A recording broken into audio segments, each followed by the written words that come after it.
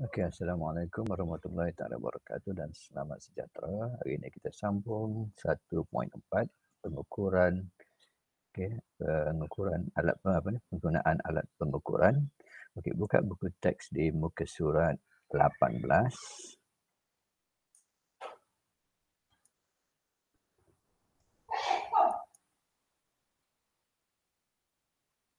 Okey.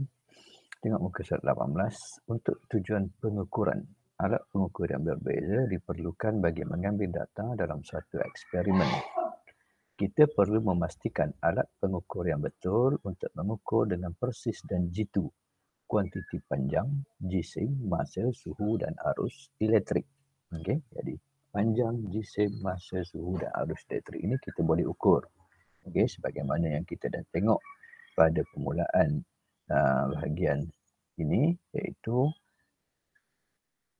kuantiti fizik asas. Okay.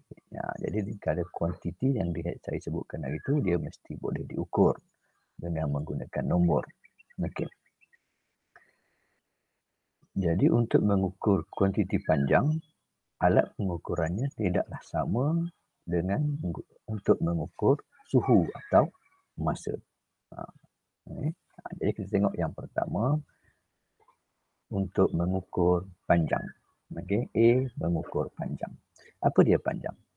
Panjang ialah jarak antara dua titik. Okay. Dua titik sama ada lurus ataupun tidak lurus, itu adalah bergantung. Okay. Tidak relevan. Tapi dia adalah jarak antara dua titik. Unit SI bagi panjang ialah meter. Okay. Unit SI-nya adalah meter. Namun begitu, yang kita belajar itu boleh juga dikecilkan atau dibesarkan dengan diukur dalam unit milimeter, sentimeter atau kilometer jika jaraknya terlalu panjang ataupun terlalu pendek. Okey, ini adalah dua alat yang biasa digunakan. Biasanya sebagai pelajar kita perlu ada sebatang pembaris, okey, yang mempunyai skala sentimeter. Okey, kalau skala pembaris ini dia bermula daripada 0 sehinggalah 20 cm.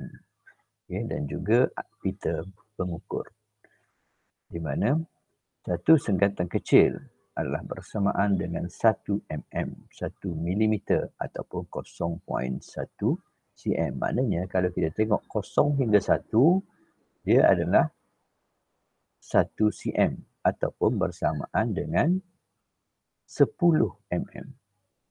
Okay. Sebab itu kita dapati ada 10 senggatan kecil daripada 0 hinggalah sampai kepada 1. Jadi 1 senggatan kecil itu bersamaan dengan 1 mm ataupun 0.1 cm. Okay. Begitu juga dengan pita pengukur.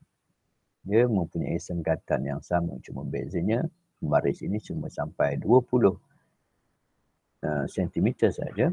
Tapi pita pengukur dia boleh mengukur dengan jarak yang lebih panjang, mungkin sampai 100 meter. Okay.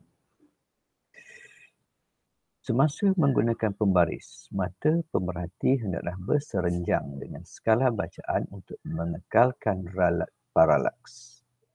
Kalau kita tengok rajah 1.9, cara mengelakkan ralat paralaks. Kedudukan mata kita dikata mestilah serenjang dengan skala bacaan.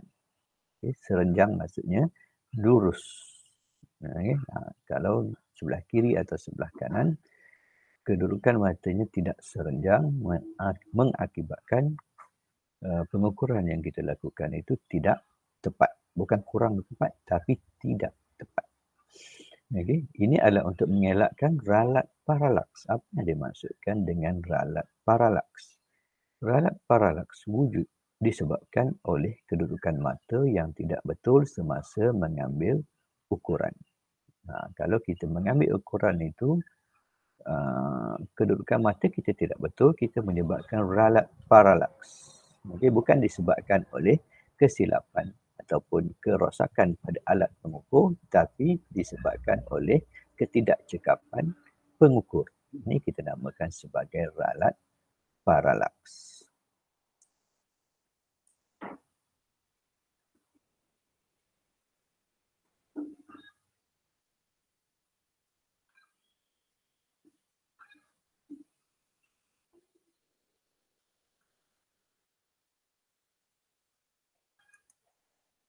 Okey.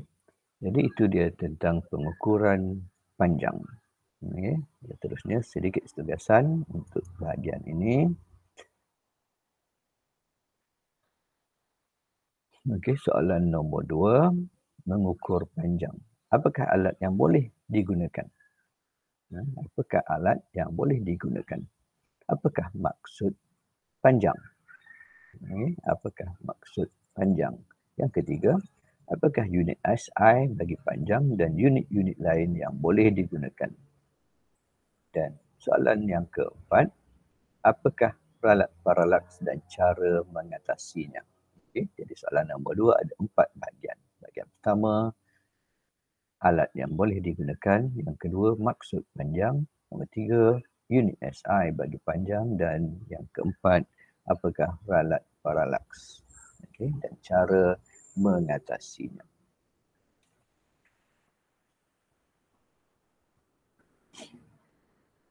Okey.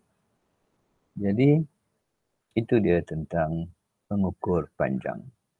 Okey, kita jumpa lagi dalam pelajaran yang seterusnya. Assalamualaikum warahmatullahi taala wabarakatuh dan selamat sejahtera.